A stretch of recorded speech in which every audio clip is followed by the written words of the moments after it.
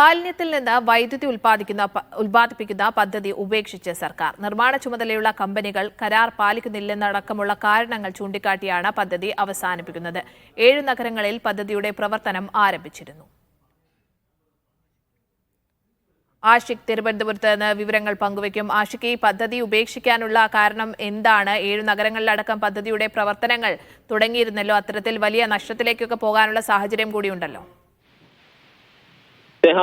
സംസ്ഥാന സർക്കാരിന്റെ വലിയ ആഘോഷിക്കപ്പെട്ട ഒരു പദ്ധതിയാണ് മാലിന്യത്തിൽ നിന്നൊക്കെ വൈദ്യുതി ഉണ്ടാക്കുന്നതെന്ന്. ഇതിന്റെ ഭാഗമായി സംസ്ഥാനത്തിന്റെ വിവിധ ഭാഗങ്ങളിലുള്ള നഗരങ്ങളിൽ 7 ഇടങ്ങളിൽ ഇതിനുള്ള പ്രാരംഭ പ്രവർത്തനങ്ങൾ ആരംഭിച്ചിരുന്നു. പ്രധാനമായും തിരുവനന്തപുരം, തൃശൂർ, പാലക്കാട്, കോഴിക്കോട്, കണ്ണൂർ, കൊല്ലം, മലപ്പുറം നഗരങ്ങളിലായിരുന്നു ഇത്തരത്തിൽ ഈ സ്ഥാപനം ഈ വൈദ്യുതി ഉൽപ്പാദിപ്പിക്കുന്ന പദ്ധതി ആരംഭിച്ചത്. മാലിന്യങ്ങൾ ശാസ്ത്രീയമായി സംസ്കരിക്കുകയും അതിനൊപ്പം ഊർജം ഉണ്ടാക്കാമെന്ന സവിശേഷമായ പ്രത്യേകതകൾ ഈ പദ്ധതിക്ക് ഉണ്ടായിരുന്നു. പ്രത്യേകിച്ച് സ്വകാര്യ പൊതു പങ്കാളിത്തത്തോടെയായിരുന്നു ഇത്തരം പദ്ധതികൾ ആവിഷ്കരിച്ചത്. എന്നാൽ ഇത് വർഷങ്ങൾക്ക് ശേഷം അത് പൂർത്തിയാക്കാൻ കഴിയാതെ ഉപേക്ഷിക്കുന്ന നിലയിലാണ്. ഓരോ നഗരങ്ങളിലും വ്യത്യസ്തമായ കാരണങ്ങളാണ് ഈ പദ്ധതി ഉപേക്ഷിക്കുന്നതിന് തദ്ദേശ വകുപ്പ് കാണിക്കുന്നത്. അതിൽ പ്രധാനമായും പറയുന്നത് ഇത് നിർമ്മിക്കാൻ ചുമതല ഏറ്റെടുത്ത കമ്പനികൾ അവരുടെ ചുമതല പൂർത്തിയാക്കിയില്ല, സമയബന്ധിതമായി ഇത്തരം നിർമ്മാണ പ്രവർത്തനങ്ങൾ പൂർത്തിയാക്കാത്തതാണ് ഈ രീതിയിൽ പദ്ധതി ഉപേക്ഷിക്കാനുള്ള കാരണമായി വരുന്നത്. ഇപ്പോൾ ഈ തരത്തിൽ നിശ്ചയിച്ചിരിക്കുന്ന പലയിടങ്ങളും ഇത്തരം പ്ലാന്റുകൾ